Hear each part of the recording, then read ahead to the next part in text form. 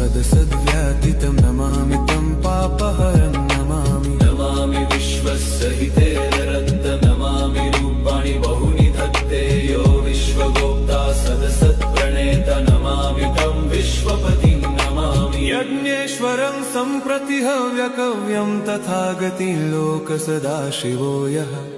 आराधितो यश्च ददाति सर्वा नमामि दानप्रियमिष्टदेवं नमामि सोमेश्वरं स्वतन्त्रम् उमापतिं तं विजयं नमामि नमामि विघ्नेश्वरनन्दिनाथं पुत्रप्रियं दैशिरसा नमामि नमामि देवं भवदुःखशोकविनाशनं चन्द्रधरं नमामि नमामि गङ्गाधरमीशमीड्यमूर्तिं